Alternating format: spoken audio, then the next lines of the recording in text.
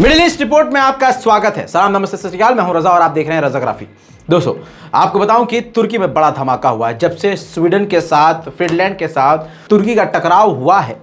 मैं आपको फैक्ट बता रहा हूं, तुर्की में धमाका हो रहा है, कहीं आग लग रही है, कहीं गैस लीक हो रही है और इसकी वजह सामने नहीं आ रही है। ये आग वैसे ही है, ये हादसात वैसे ही हैं जैसे रूस के अंदर कहीं भी आग लग जाती है, कहीं भी धमाका हो जाता है और वजह होती है कि गैस लीक हो गई, पाइपलाइन फट गई, ऐसा कुछ। इसमें किसका हाथ है किसी का समझ में नहीं आ रहा है। तुर्की के एक बड़े इलाके में और तुर्की के इस्तांबुल यानी राजधानी में एक बड़ी सी बिल्डिंग में गैस लीक होने की वजह से बताया जा रही है आग लग गई।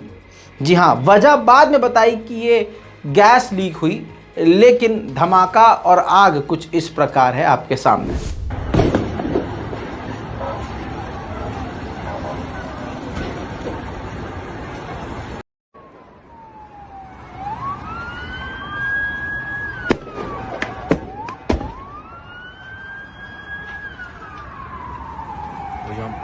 Hocam bütün çatı gitti be.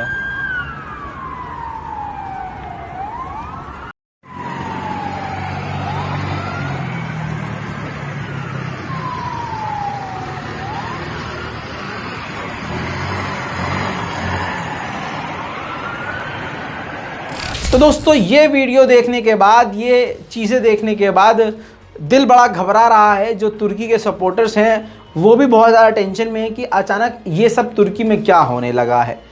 कहीं ऐसा तो नहीं तुर्की कुछ छुपा रहा है? सवाल आपके दिमाग में अगर कुछ है नीचे कमेंट कर सकते हैं, अगर जवाब भी है तो भी। वहीं तुर्की के राष्ट्रपति रजब तैयब एर्दोगान ने बड़ा फैसला लिया है, क्योंकि अमेरिका ने एक फैसला तुर्की के खिलाफ लिया। तुर्की के खिलाफ फैसला ये लिया कि साइप्रस के ऊपर जो पाबंदी थी कि वो हथियार खरीद नहीं सकता है, तुर्की के खिलाफ अमेरिका ने ये चाल चलते हुए साइप्रस से पाबंदी हटा दी कि वो हथियार ले सकता है। अब जो साइप्रस तुर्की के कब्जे में है, उस पर जो आज़ाद साइप्रस है वो अटैक कर सकेगा। जिसको देखते हुए आपको बता दूं कि रजब तैयब एर्दोगान ने अब ऐलान कर दिया है कि हमने अभी तक वहाँ पर हथियार तैनात नहीं किए थे, लेकिन हम fighter jet, drone, defence system, missile system, अपनी पूरी ताकत साइप्रस के अंदर, जो हमारा साइप्रस है उसके अंदर तैनात करेंगे, क्योंकि अब उसको प्रोटेक्शन की ज़रूरत है। इस हरकत की वजह से साइप्रस के इलाके में तुर्की और अमेरिका का टकराव बनने वाली स्थिति बन चुकी है। वहीं गाज़ा बिल्कुल चारों तरफ से इजराइल के द्वारा घेरा गया है। काफ़ी ज़्यादा पाबंदियाँ गाज़ा पर है। गाज़ा में गरीबी, महंगाई भी बहुत ज़्यादा है। अब इजिप्ट ने गाज़ा के साथ डील करना शुरू कर दिया है और कहा यह जा रहा है कि गाज़ा को अब वो गैस और तेल देगा, जिससे गाज़ा को बहुत बड़ी राहत मिलेगी। अब कहा यह जा रहा है कि इजराइल के मुंह पर यह ज़ोरदार तमाचा इजिप्ट की तरफ से है और इस डील से सबसे ज़्यादा तकलीफ इजराइल को होगी। कल तक मैंने आपको बताया था कि लेबनान की सरकार बिदक गई है और डील तोड़ रही है और हिजबुल्लाह के साथ है, लेकिन इजराइल ने फिर से न जाने ऐसा कौन सा प्रेशर और कौन सा लॉलीपॉप दिया कि लेबनान की सरकार अब इजराइल के साथ मिलकर नए टेस्ट को कर चुकी है। पंपिंग, जी हाँ, ज़मीन के अंदर से पंपिंग करके उन्होंने गैस निकालने की कोशिश की है। लेबनान और इजराइल ने दोनों ने मिलकर ये काम किया। इसी के साथ दोस्तों आपको बता दूं, देखिए इजराइल की रिपोर्ट में अलग से दिखाता हूँ, लोग देखते नहीं हैं, लोगों ने कम कर दिया है, फ़िलिस्तीन के मुद्दों को देखना ही छोड़ दिया है। तो ये जो तब्दीली है लोगों के अंदर, ये गैरपना जो आ रहा है कि बस अब फ़िलिस्तीन को छोड़ दो, तो सोचिए जब आपका और हमारा ये हाल है तो फिर फ़िलिस्तीन के ख़िलाफ़ जो दुश्मन होंगे उनका क्या हाल होगा? वो तो और खुलकर सामने आएंगे।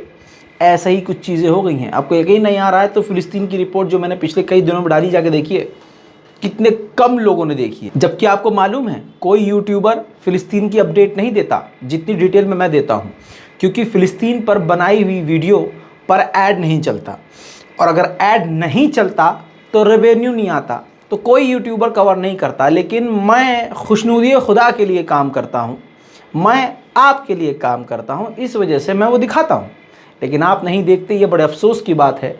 इसी वजह से देखिए, जब फ़िलिस्तीन को सारे दुनिया के मुसलमानों ने छोड़ दिया तो अब यहूदियों की हिम्मत इतनी बढ़ गई है कि हेब्रोन के इलाके में, ये सोशल मीडिया पे तस्वीर वायरल है, इंटरनेशनल मीडिया प्लेटफॉर्म पर, हेब्रोन के इलाके में यहूदियों ने कुरान पाक को जलाया, उसके बाद कूड़े में फेंक दिया। अल्लाह अकबर।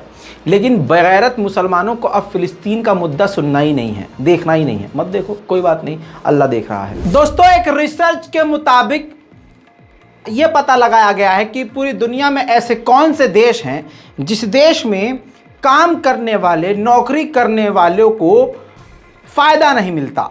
जैसे ना बेनिफिट मिलता है, ना छुट्टियां मिलती हैं, ना वहाँ काम करने का कोई रॉब मिलता है कि अरे आपने वहाँ काम किया है, ना वहाँ पर ऑफिस से उनको थोड़ी सी भी आज़ादी या रिलीफ मिलता है।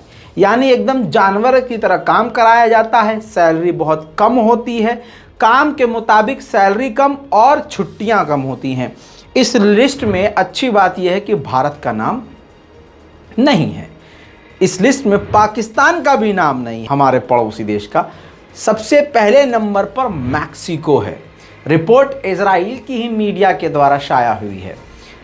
मैक्सिको पहले नंबर पर है, दूसरे नंबर पर अमेरिका। तो जो लपरझंटस अमेरिका का ख्वाब देखते हैं, या फिर भारत या पाकिस्तान में 6 महीना अमेरिका में काम करके आकर जो लड़कियों को ऐसे रिजेक्ट करते हैं, हम तो अमेरिका में रहते हैं ना भाई, हमको तो हाई फाई लड़की मांगता। तो ऐसे लड़कियों से मैं कहना चाहता हूं कि अपनी सैंडल उठाइए, एड़ी की तरफ से, आप तो हाई हील्स पहनती होंगी, तो हील्स की तरफ से गू लगाइए और फच से गाल में मारिए, उनके छप जाए। हाँ बेटा, जहां तुम काम करके आए हो वहां इज्जत नहीं है, पैसा भी नहीं है। क्योंकि सोचिए, रिसर्च में ये हुआ है कि भाई ना इनको सुकून मिलता है, ना चैन मिलता है, ना इज्जत मिलती है, और काम कुत्ते की तरह और पैसा कम। और यहाँ भारत में आके, अरे भारतीयों का तो हाल हमारा ये है कि अगर कोई दिल्ली और मुंबई से उत्तर प्रदेश के किसी गांव में जाता, वहाँ भी अपने आप को नवाब का बोलना नहीं चाहते, वो समझता है, समझ रहे हैं।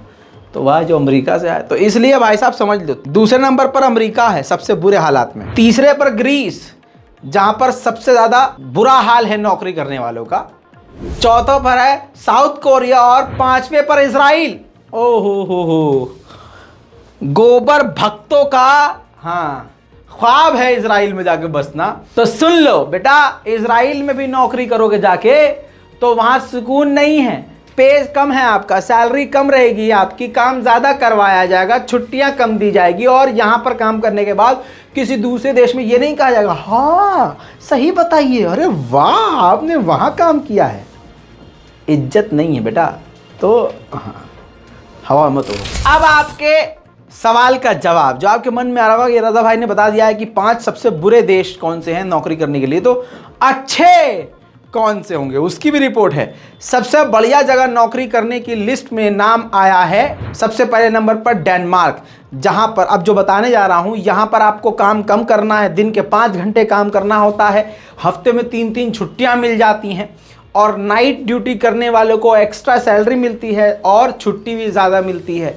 यहाँ पर नौकरी करने वालों की इज्जत भी बहुत ज़्यादा होती है और वैल्यू बहुत ज़्यादा होती है, उनके राइट्स भी बहुत ज़्यादा होते हैं। पहले नंबर पर डेनमार्क और दूसरे नंबर पर फिनलैंड है और तीसरे नंबर पर नॉर्वे। ये 3 देश बता रहा हूँ जो इस रिसर्च के मुताबिक सबसे बढ़िया हैं। अब आपको बताऊँ, इजराइल ने जो अपनी डील करी थी, यहूदियों ने जो डील करी थी, अब्राहम अकॉर्ड। अब्राहम अकॉर्ड एक ऐसी डील है जिसका मकसद है अरब देशों को इजराइल से जोड़ना, जिसको कामयाबी मिली है। और इस तरह की कामयाबी मिली है कि कई सारे अरब देशों ने जब इजराइल के साथ नॉर्मलाइजेशन किया है, दोस्ती कर ली है, तो सबसे ज़्यादा फ़ायदा इजराइल के ड्रोन बनाने वाली कंपनी को मिला है, क्योंकि उसके ड्रोन अब अरब देशों में, हथियार अरब देशों में ज़्यादा बिकने लगे हैं। अरबियों को पास पैसे की कमी है ही नहीं और वो अंधा हथियार अब इजराइल से ले रहे हैं। ऐसा अमेरिका की सबसे बड़ी news agency wall street journal ने रिपोर्ट जारी करके कहा है। दोस्तों अब थोड़ा सा आगे बढ़ते हैं, क्योंकि आप ये मिडिल ईस्ट देख रहे हैं, तो चलिए मैं आपको ईरान लेके चलता हूं। ईरान के हालात ऐसे हैं कि आपको बताए नहीं जा सकते और आप समझ भी नहीं सकते। शॉर्ट में समझ लीजिए, दिखा नहीं पाऊंगा। 182 अभी तक आम नागरिक इस प्रदर्शन के चलते मारे गए हैं, जिसमें 90 बच्चे शामिल हैं, जिसमें ऐसा नहीं बताया गया कि महिलाएं ज्यादा हैं। इसमें महिलाएं, पुरुष और बच्चे शामिल हैं। दोस्तों ये बगल में तस्वीर चल रही है, स्लाइड शो, ये वही लोग हैं जो इस प्रदर्शन में मारे गए हैं। और ये क्यों मारे गए हैं आपको पता है। यूरोप, अमेरिका, ब्रिटेन, फ्रांस, ये सभी देश ऐसे देश हैं जो इस्लामोफोबिया को सपोर्ट करते हैं और ईरान की ताकत से डरते हैं। ईरान को ये सामने से हिट नहीं कर सकते, तो ईरान पर पाबंदियां लगाई। पाबंदियों के बाद ईरान, जरा सोच के देखे पूरी दुनिया का कोई भी इंसान कि एक ऐसा देश जिस पर सारी पाबंदियां हैं, पाबंदियों के बावजूद एक देश ऐसा है जो पाबंदी झेलते हुए भी इस मकाम पे पहुंच गया कि वो परमाणु बम बना सकता है। और फिर इस परमाणु बम के डर की वजह से सारी दुनिया में खौफ पैदा हो जाता है। अमेरिका, इजराइल थर थर कांपते हैं और फिर एक बड़ी साजिश रचते हैं और उस साजिश के तहत 190 से ज़्यादा ये बेगुनाह प्रदर्शन की लपेट में आते हैं। इनका दिमाग भ्रष्ट होता है और प्रदर्शन करने उतर जाते हैं सरकार के खिलाफ। इसके अलावा आपको बताऊं, अपने कानून के खिलाफ, अपने देश के खिलाफ ये सब काम करते हैं, प्रदर्शन करते हैं और जैसे तैसे ये मारे जाते हैं। मारा जाना नहीं चाहिए था। इनका यही गुनाह था कि इनको सड़क पर इस प्रकार से नहीं उतरना था। ईरान की गवर्नमेंट का कहना है कि प्रदर्शन का अधिकार है, लेकिन हिंसक प्रदर्शन नहीं कर सकते, आप देश का झंडा नहीं जला सकते। आपसे सवाल करना चाहता हूं, आप अगर भारत में रहते हैं, अपने दिल पे हाथ रख के बताइए, क्या आप भारत का तिरंगा जला सकते हैं? खुदा की कसम, कोई भी आप हों, कहीं के भी हों, किसी भी देश के, आप अपने देश का झंडा नहीं जला सकते। लेकिन ईरान के प्रदर्शनकारियों को अमेरिका, इजराइल की तरफ से इतना ज़्यादा सपोर्ट किया जा रहा था, भड़काया जा रहा था। अभी मैंने आपको 3 दिन पहले अपडेट में बताया था कि ईरान ने एक कपल को गिरफ्तार किया है, जिसे फ्रांस ने भेजा था कि वहाँ जाके दंगे को और भी ज़्यादा हिंसक करो, भड़काओ लोगों को।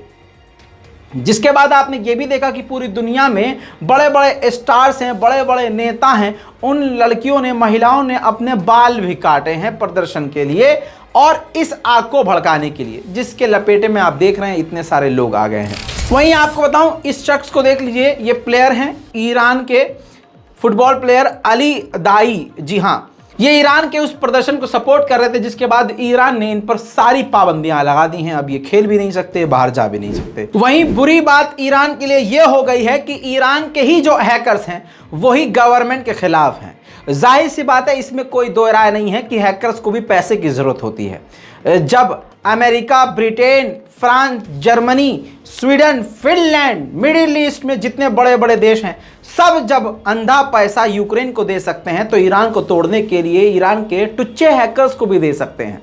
उन हैकर्स ने फिर ये कमाल किया कि ईरान के नेशनल न्यूज़ चैनल को हैक कर लिया। रिपोर्ट के दौरान ये दिखाया जा रहा था, खबर दिखाई जा रही थी, सरकार की कुछ खबरें दिखाई जा रही थी, ईरान के रहबर के बारे में कुछ बताया जा रहा था। इसी दौरान अचानक से हैक कर लिया गया चैनल और फिर हैकर सामने आते हैं और इस प्रदर्शन को सपोर्ट करते हुए स्क्रीन पर, उसी स्क्रीन पर पूरे ईरान में देखा गया, अब पूरी दुनिया देख रही है कि ईरान के सुप्रीम लीडर को जलता हुआ हैकर्स ने दिखाया। जिसके बाद सोशल मीडिया पे ये वीडियो वायरल है और ख़ासकर जब ये हैक हुआ, हैकिंग के दौरान बाद में जो शक्ल एंकर की है घबराई हुई, वो देखने लायक है। पूरा वीडियो आपके सामने।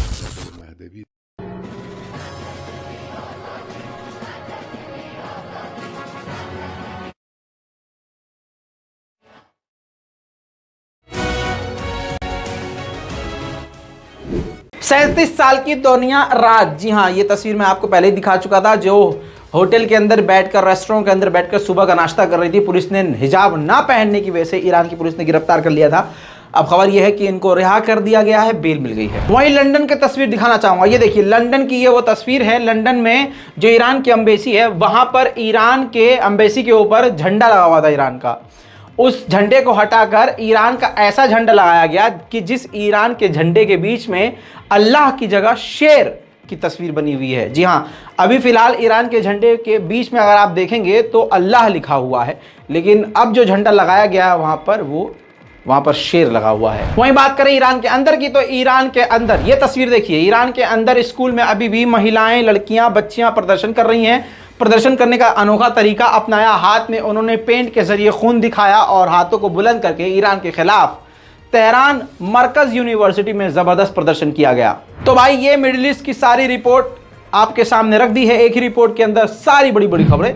इस रिपोर्ट के बारे में अपनी राय कमेंट में जरूर लिखिए। अगर चैनल को सब्सक्राइब नहीं किया है तो करिए और दूसरों से भी करवाइए, ताकि एक क्लिक पर आपको पूरी दुनिया की खबर मिल जाए। मैं हूं रजा और आप देख रहे हैं रजाग्राफी। जय हिंद।